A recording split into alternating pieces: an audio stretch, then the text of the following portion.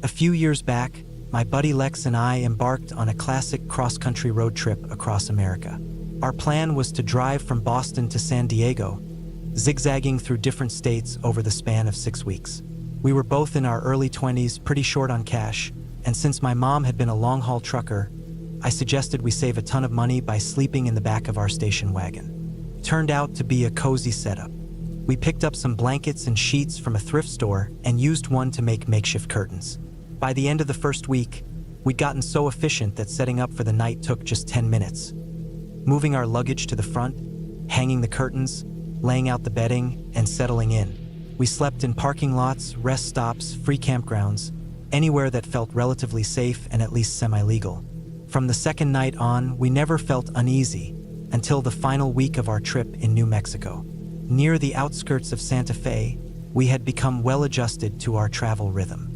We didn't follow a rigid schedule and usually only drove 3 to 4 hours a day, stopping at spots we found online or heard about from locals, fellow travelers, or campers.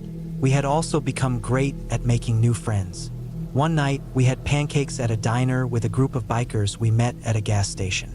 Another time, we played cards with an elderly cowboy who taught us some old-school dance moves at a honky-tonk bar. We once jammed on a borrowed guitar with musicians in the middle of a thunderstorm. We even got invited to a 4th of July barbecue by a family who treated us like their own kids. Every encounter with strangers had been warm and welcoming. That night didn't seem like it would be any different. We found a free camping area using an app and followed our GPS deep into the woods. The place felt a little off when we arrived. There was a single RV parked nearby and 2 other cars further in the trees. We pulled up near the RV, and as soon as we did, a man inside opened the door.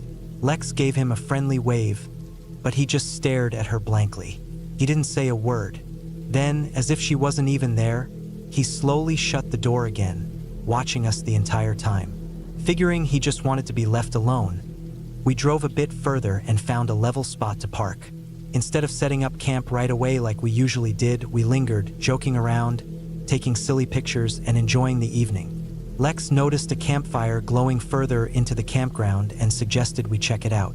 We had made so many amazing connections over the last 5 weeks just by striking up conversations, so we grabbed a couple of beers and wandered over. Around the fire sat 2 men, the owners of the cars we'd noticed earlier. They greeted us and we settled in to chat. They were drinking and smoking, and we each cracked open a beer to join in. One of them seemed a little strange, and we eventually learned that they weren't actually friends. The older man was clearly under the influence of something, twirling in circles and rambling about extraterrestrials. He seemed harmless, though. The younger man, however, was much sharper. He claimed he used to be a park ranger, and he was charismatic and easy to talk to.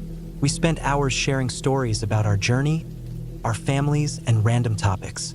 Then, he brought up a bear he had seen earlier in the area.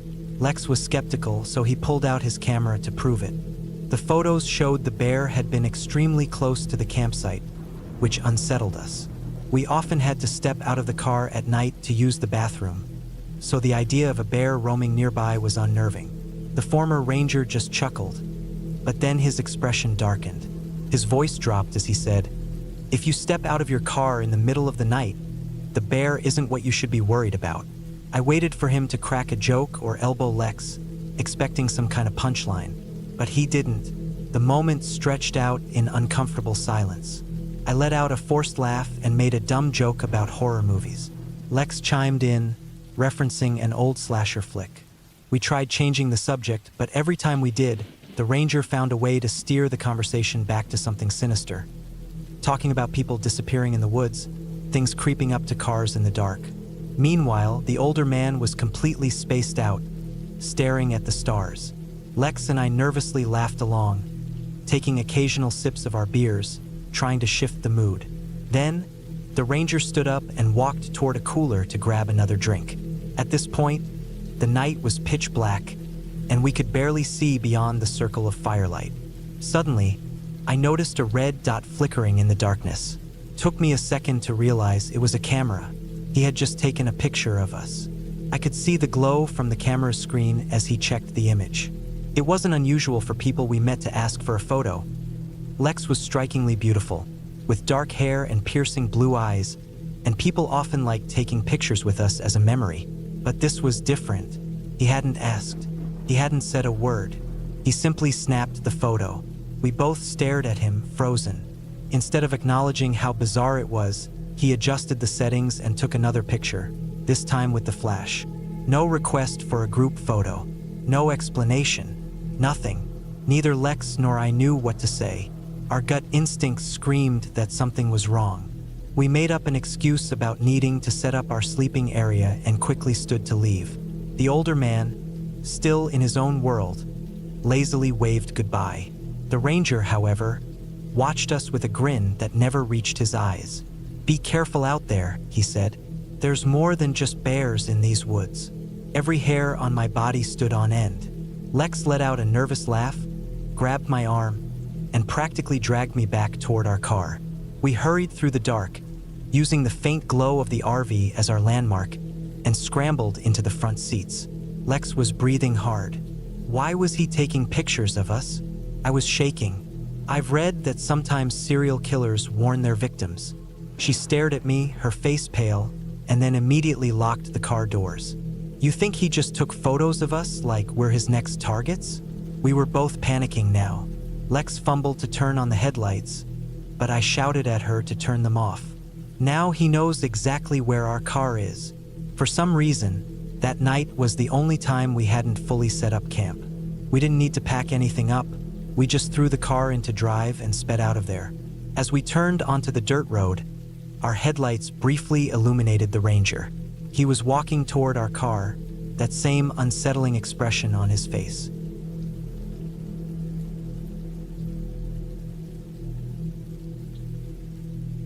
This story is about my dad.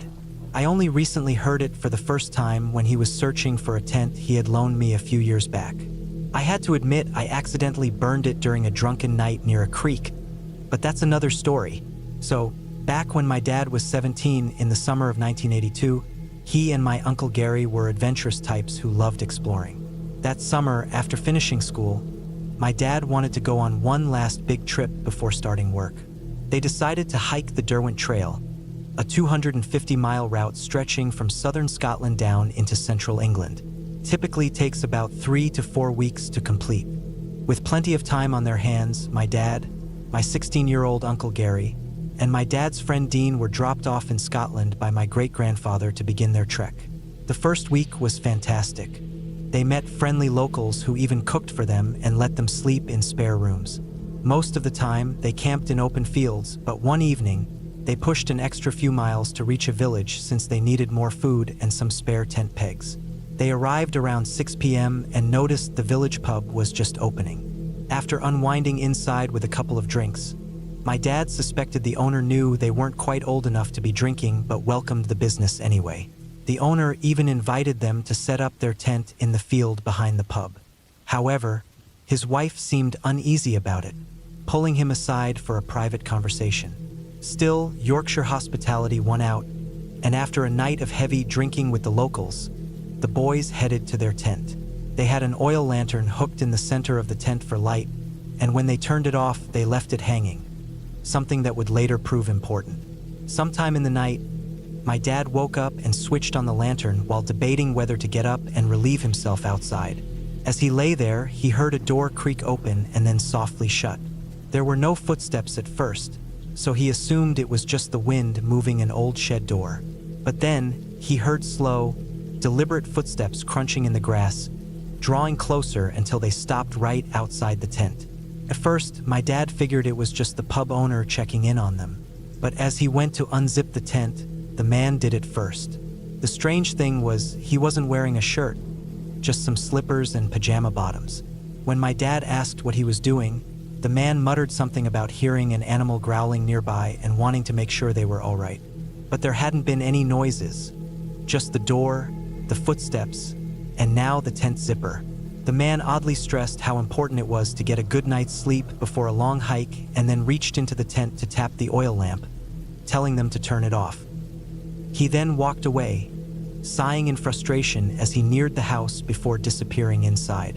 In the morning, the pub owner's wife made them breakfast while they packed up. Meanwhile, her husband took down their tent before driving off in his truck without coming back inside. As they thanked the woman, they asked her to pass their thanks to her husband. She said she would, once she figured out where he had gone, since he had left early that morning. Later that day, after hiking about 140 miles over the last week and a half, they arrived at their next campsite near a small stream ahead of schedule. They decided to take a long rest, but when they pulled out the tent, they noticed it was covered in tiny holes, each about the width of a pen. My dad reasoned that maybe the animal the pub owner had mentioned had come back and chewed on it. Dean suggested they walk 2 miles back to a previous village to see if they could buy a new tent. They left the damaged one at the site as a marker and made their way back. Luckily, they found a shop catering to hikers, but they were out of tents. Instead, they bought some tape to patch the holes, hoping to find a new one soon. As they returned, the sun had set, and the only light guiding them was the moon. When they arrived, they were shocked. Someone had reassembled their tent for them, but it was on fire. The entire thing was engulfed in flames. They threw their water bottles over it and ran to the stream to refill them, eventually managing to put the fire out. Inside, they found their oil lantern shattered. Someone had followed them, set up their tent again, and waited for them to return before smashing the lamp to start a fire. My dad says there's no real explanation for this except the pub owner. He must have been planning something that night but was stopped when my dad woke up. And as some twisted form of revenge, he sent a message.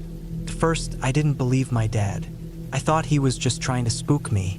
But when I casually brought up the burnt tent during a phone call with my Uncle Gary, he immediately launched into how bizarre that whole situation had been. And Uncle Gary isn't one to make things up.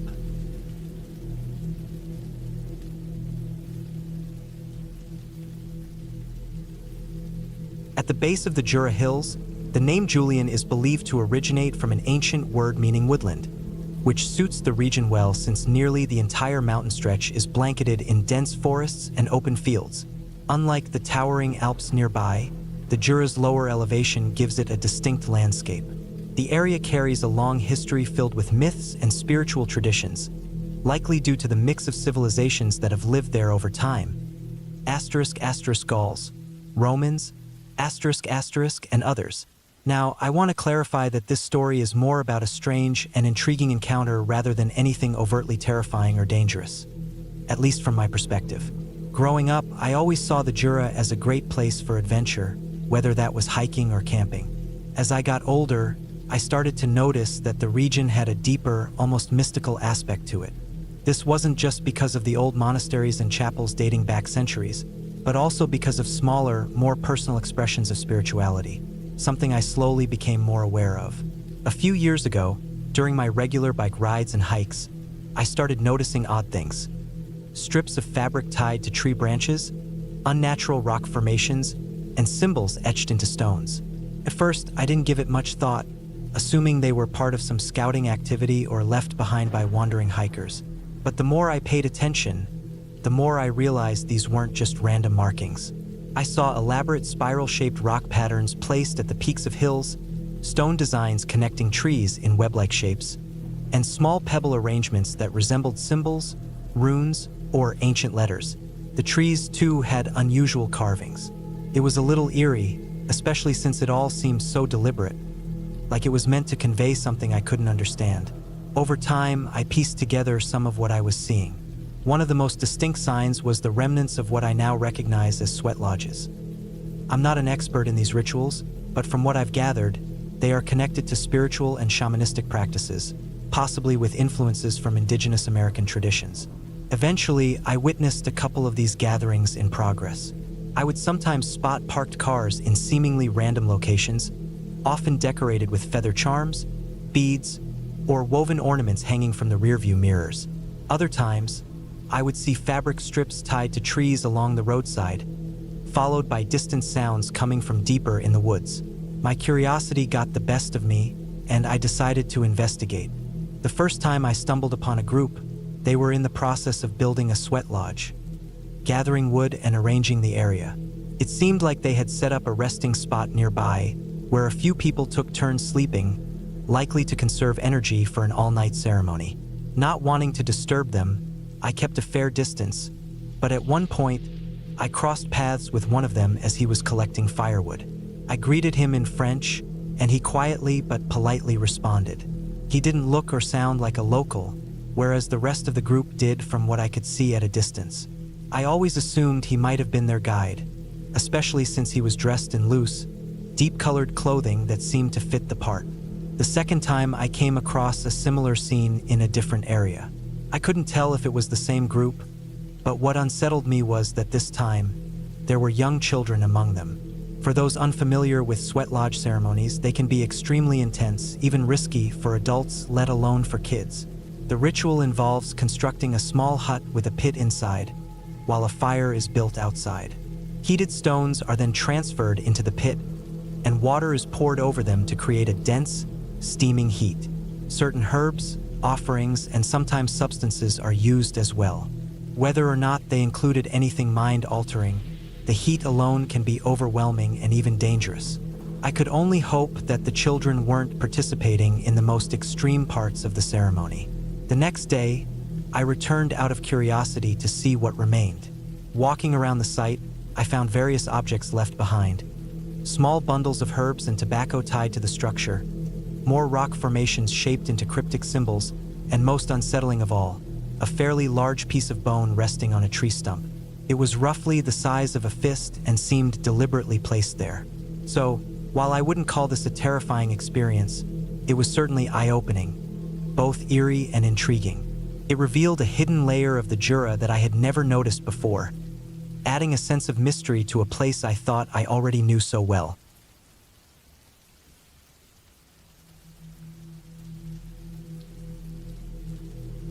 A few years back, sometime in the spring of 2010 if I remember right, I had just wrapped up my first year of college and was making the most of my break. The weather had finally started warming up, so 3 friends and I decided to head outside and enjoy the sunshine. I live in the Pacific Northwest, and there's a scenic road that follows the coastline, hugging cliffs and offering incredible views of the water. It's called Coastal Ridge Drive, and it's a favorite spot for both locals and tourists. Along the route, there are several pull-off spots where people can take pictures or just relax. We drove up there and stopped at one of those turnouts, planning to hike down to the shoreline, have some lunch, crack open a few beers, and enjoy the day. The path we took led us down to a section of railroad tracks that followed the same coastline as the highway above. This detail matters because the tracks were often used by drifters and other people passing through the area. We sat on some large driftwood near the tracks, just taking in the view, while a few travelers walked by. Nobody paid us much attention, and we didn't bother them either, though many of them were wrapped in blankets or even tarps, which wasn't an unusual sight. After about an hour, we realized the spot wasn't as exciting as we thought it would be, so we decided to find something else to do. As we were heading back, we noticed what looked like a much easier path up the hill compared to the one we had originally taken. Figuring it was a shortcut, we chose that route instead, and that's when things took an unexpected turn. Not far up the trail, we all noticed something lying on the ground ahead. It was clearly a blanket wrapped around something large and solid, but not big enough to be a grown person. Instantly, we all had the same horrible thought. It was a body. To this day, I remember repeating in my head, "Please don't be a child. Please don't be a child." As we cautiously approached, we saw that it wasn't a child, which was an enormous relief, but it was still deeply disturbing. It was a dog, a dead one. Its head was missing, cut clean off just above the collar, which was still around its neck. Strangely, there was no blood, and the blanket looked fresh, like it had just been taken out of a closet. Even more unsettling, someone had arranged branches and leaves around the body, as if they had tried to hide it from the view of the train tracks, which were only about 15 feet away. It was obvious that someone had deliberately left the dog there. This wasn't just a case of an animal getting hit by a train. We all exchanged uneasy glances, then immediately picked up the pace, practically running up the trail until we reached my friend's SUV. As soon as we got in, we tore out of there as fast as possible. Later, we called the local sheriff's office to report what we had found, but they didn't seem too concerned. They suggested that maybe a stray had been hit by a passing train. When we mentioned that the head was completely gone, they still didn't seem particularly interested. We never heard anything more about it.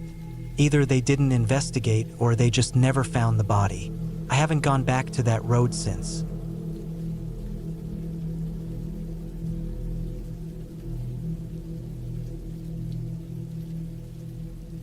A few years back, I decided to go hiking alone along different trails in the Appalachian Parkway. For some reason, I thought it would be fine for a woman in her mid-20s to go by herself. Pretty foolish, I know. I had always wanted to visit Black Peak, so I made the trip up there. It was a Tuesday, so there weren't many visitors around. The path leading to the summit was paved, making it a fairly simple walk, though it was a bit steep. I was a smoker at the time, so I was pretty winded. When I finally reached the top, I stepped aside to catch my breath. Out of the corner of my eye, I noticed someone moving close. Looking up, I saw a man, probably in his late 40s, with unkempt dark brown hair. He said, "Hey, I noticed you took a while to get up here. You're breathing really hard. Are you all right?" I was a little surprised but answered that I was fine, explaining that I smoked. I laughed a little to lighten the mood. He just stood there, watching me, so I gave a small nod and started walking away. I went over to a plaque that pointed out the names of distant mountains and cities in the direction you were facing. But he followed me. Out of nowhere, he started talking about how he had recently gone through a divorce and was part of a men's travel group that visited famous tourist destinations. He asked where I was from, and I told him. Then he launched into personal details about his divorce, explaining that he had suspected his wife was cheating. He told me how he once hid in a closet at night and caught her in bed with a coworker. He muttered that they both paid the price for that night. I tried to make it obvious that I was uncomfortable, but he just kept talking, barely giving me a chance to respond. I figured he was just lonely and wanted someone to talk to. Then it hit me, he had been alone this whole time. I hadn't seen any group with him, though maybe they had all split up to explore separately. Still, I was starting to feel uneasy. I told him I was going to head back down to the gift shop. Once again, he followed. There were several side trails branching off from the main path to the summit, but I had no interest in taking any of them, especially since I was still catching my breath. Though I wasn't walking with him, he stayed behind me at a steady distance. Then, he suddenly called out in a loud voice, "Hey!" I turned around. He was grinning, his greasy hair looking even messier. "Why don't we take a walk on one of these side trails?" he said. "I could show you a really good time." I stiffened and replied firmly, "No, thanks." Out of the corner of my eye, I spotted two older women sitting on a bench nearby. They had been watching us. One of them called out to him, "I think it's time for the young lady to head out now." I gave her a small, grateful smile and a nod before turning and walking briskly down the path, past the gift shop, and straight to my car. The man didn't follow. That was my last hike for the day, and honestly, I'm just glad nothing worse happened while I was alone.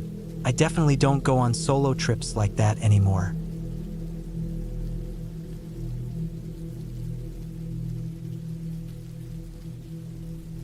The summer of '95, I was 10 years old and afraid of everything, so what happened only made me more fearful of the world.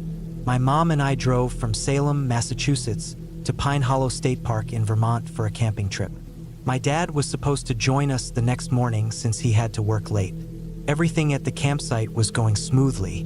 We pitched our tent, got a fire going, and settled in. It was still bright out when we noticed the man at the site next to ours. He was alone, unkempt, with oily, unwashed hair, and he kept running at a wooden post, jumping onto it, and trying to balance on one foot. He did this over and over again. It was weird, but we assumed he was just some oddball and laughed a little about it. My mom joked that maybe he was training for the circus. Fast forward to nighttime. If not for the glow of our campfire, we'd have been sitting in complete darkness. My mom and I were roasting marshmallows when we heard footsteps approaching from the other campsite. From the trees, the lone man stumbled into our space. Under the firelight, he looked even more disheveled and unsettling. I could tell my mom was uneasy. She kept her voice steady as she asked, "Can I help you?" "Hey," the man muttered. "I need some help at my campsite." We waited, but he didn't say anything else. My mom asked what exactly he needed help with. "I locked my keys in my van," he answered. "I need you to come help me get them." Then he glanced at me and added, "Don't worry, kid. You can stay here with the fire." A chill ran down my spine. My mom didn't move. "I don't know how I can help with that," she said. "Don't you have a spare key?" The man shook his head. "A hanger. Maybe you have one lying around." My mom told him no, but he wouldn't give up. "You sure?" he pressed. "You might have dropped one near your tent." Her voice was firm now. "I don't have one, and my husband will be here soon. He's pretty strong. Maybe he can help." The man hesitated, then muttered, "Yeah, all right," before turning and shuffling back into the dark. Just before he disappeared, he looked over his shoulder and said, "If you do find a hanger, come help me. I'll be here." Then he was gone. That night, neither of us slept much. Every little sound had my mom on high alert. I think she stayed up all night, afraid of a knife slicing through the tent. When morning finally came, we stepped out of the tent, and the man, along with his van, was gone. Later that day, I heard my mom gasp. I hurried over to her and saw her pick something up from the ground beside the tent. She held it between us, staring in silence. It was a metal hanger.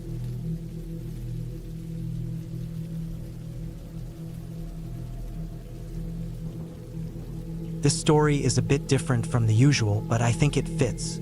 In this case, I was the one being creepy. A while back, some friends and I planned a camping trip, which was really just an excuse to drink for a few days. I had work during the day, so by the time I arrived, around 8:30 p.m., everything was already set up. Wanting to catch up, I started drinking heavily right away. After a few hours, we were running low on firewood, so we decided to have a contest to see who could gather the most. I wandered off from the group and came across some old logs. When I got back, the site was empty, so I grabbed an axe and started chopping wood, having a great time. Out of nowhere, a young couple stepped out of a tent, their faces frozen in absolute terror. That's when it hit me. I was at the wrong campsite. From their point of view, it must have been horrifying to see some random guy swinging an axe and laughing to himself at their campsite. I quickly apologized and got out of there as fast as I could.